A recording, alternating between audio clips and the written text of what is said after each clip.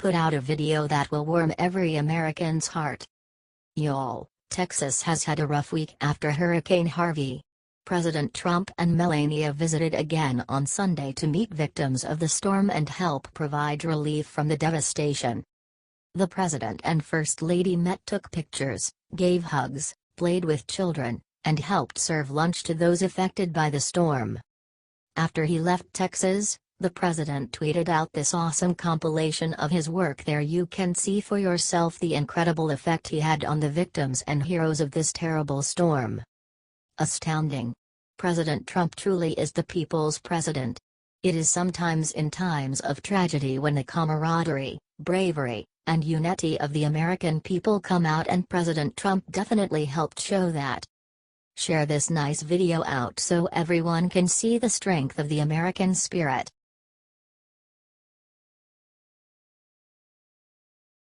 Obama's outgoing letter to Trump has just been released, and it is surprising. Right before he left the White House, President Barack Obama left a letter for President Trump in the top drawer of the Oval Office's resolute desk. Despite their political differences, President Trump spoke highly of the letter in the week after taking office, saying, "It was long. It was complex. It was thoughtful, and it took time to do it, and I appreciated it. Now the letter has finally been made available to the public," CNN reports. Here it is in its entirety. Dear Mr. President, congratulations on a remarkable run. Millions have placed their hopes in you, and all of us, regardless of party, should hope for expanded prosperity and security during your tenure. This is a unique office, without a clear blueprint for success, so I don't know that any advice from me will be particularly helpful. Still, let me offer a few reflections from the past 8 years. First, we've both been blessed, in different ways, with great good fortune. Not everyone is so lucky. It's up to us to do everything we can, to build more ladders of success for every child and family that's willing to work hard. Second, American leadership in this world really is indispensable. It's up to us, through action and example, to sustain the international order that's expanded steadily since the end of the Cold War, and upon which our own wealth and safety depend.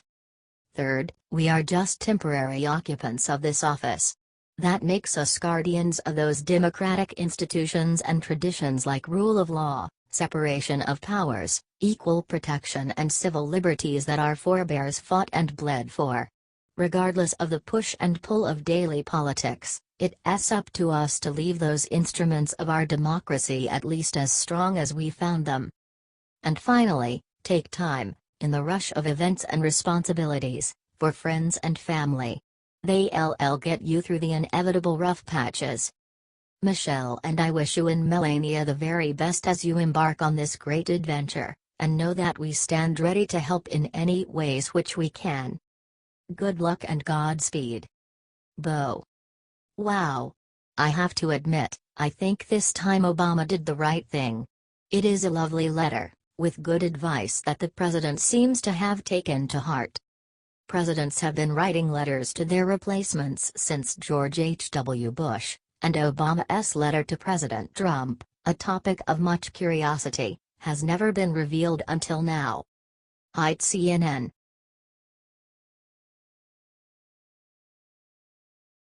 Hillary Clinton will lose it when she sees what Trump did to her last night.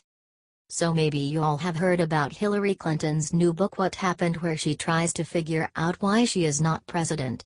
Yeah, I think we all know the answer to that. Well, late last night President Trump decided to have some fun with Hillary by sharing out a picture from one of his fans that puts her in her place. That's right, Hillary Clinton. The answer to what happened? Is indeed Trump happened. However, it was not Donald Trump alone that beat Hillary. It was the whole Trump train who voted him in when the media said it was impossible. I'm sure in Hillary's version, Putin teams up with a group of space aliens to mind control Macedonians to trick Americans into hacking voting machines to rig the . Yeah, it's dumb is the point. Maybe this is an opportunity for us to give Hillary Clinton the reality check she desperately seems to need. Help share this everywhere and let her know Trump is why.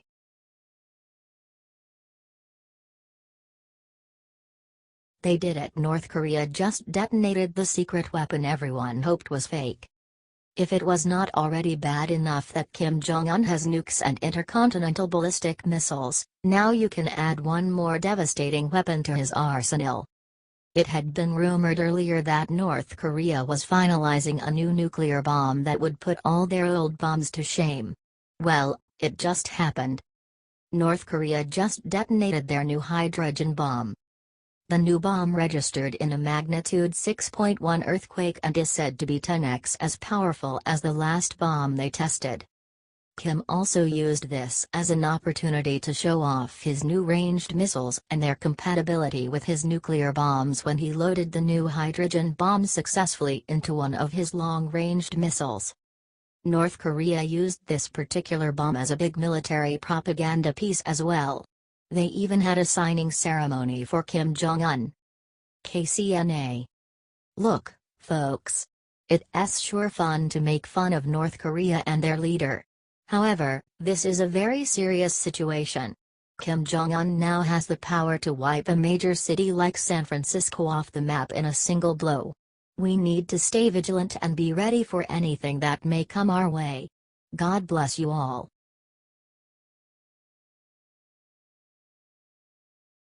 Heaven sent this Texan just walked up to Trump and suddenly a miracle happened. President Trump and Melania visited Houston on Saturday to visit with Hurricane Harvey victims and survey the relief effort on the ground. During his meet and greet with those affected by the storm, he met one grateful supporter that showed just how much his visit meant to him and other Texans in need. As the president finished taking pictures, the man comes up to him, shakes his hand, and says something incredible. We looked out the window to see if an ark was coming down the street. It didn't come. But you guys did, and that's what counts. Check out that awesome moment here. This man's words show just how impactful the president was during his visit to Texas, no matter what else the media tries to say. President Trump is changing lives in Texas. Share it loud, and share it proud, patriots.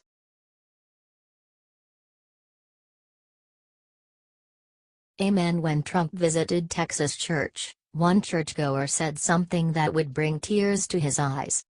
President Trump has been doing great things for the people of Texas in the wake of Hurricane Harvey, both by leading the federal government's response to the disaster from the White House, and by getting hands-on and helping those in need personally. On Saturday, the President and First Lady touched down in Houston and got to work at NRG Stadium, which is being used as a hurricane shelter. The Trumps got to talk to the victims of the hurricane, play with and comfort children, and help volunteers serve lunch. President Trump then made his way to the First Church of Pearland, where he gave a speech to volunteers and storm victims, praising the relief effort and giving hope that things in Houston return to normal quickly. Elaine Barra, a volunteer and churchgoer who was waiting to see President Trump at Pearland, had some beautiful words to say about the president's visit. It's quite humbling to have somebody of his stature come to this church. Him being here and bringing global attention to everything that's going on here, he brings us prayers from around the world. It's so nice to hear people say good things about the president. Too bad the mainstream media never gets around to reporting it. I bet if the president heard it, he would smile. Let's get it out to him by sharing this 5,000 times. H.T. Washington Examiner, Texas Tribune.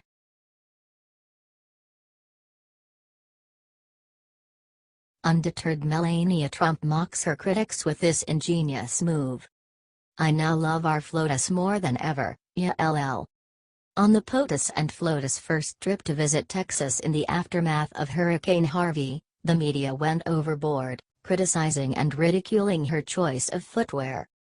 Courtesy of Inside Edition via YouTube.com. I mean, it would have been almost impossible to have missed how the media tore into our lovely First Lady. Well, she gave it right back to them, on their return to Texas early Saturday. Courtesy of USA Today via YouTube.com. That's right, yeah, she wore stilettos again. This time, snakeskin. She got support on Twitter, too. Basically, she said "F you, media." Kind of like her husband, I'd say. If you love it and her, please help get this shared around the world. Let us show our support of this strong couple. The Hill,